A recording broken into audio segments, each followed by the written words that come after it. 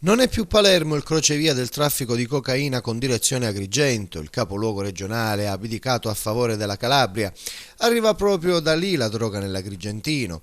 Per acquistarla in provincia c'è chi è in grado di pagare subito le singole partite, di spendere in contanti somme ma inferiori a 50.000 euro. Sono particolari che emergono nelle ultime mappe sul traffico di droga che interessano la provincia e che fanno parte di diversi filoni di indagine della Procura di Agrigento. Indagine sfociata domenica scorsa nell'operazione della polizia con l'arresto di 3 persone fermate lungo la statale 640 Agrigento-Caltanissetta, 3 vecchie conoscenze delle forze dell'ordine: Vincenzo Politanò, 64 anni, originario della provincia di Reggio Calabria, Antonino Mangione, 35, di Raffadali, e Roberto Lampasone, 38, di Santa Elisabetta. Nel corso della stessa operazione denunciata in stato di libertà una donna di 31 anni.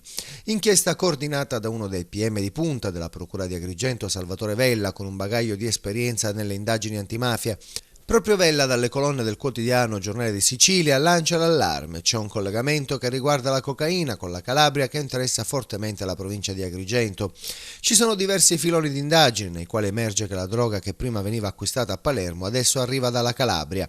Al momento prosegue la Calabria una sorta di monopolio a livello nazionale, forse non soltanto per quanto riguarda la cocaina, e la nostra zona riceve sostanza stupefacente proveniente da questa regione.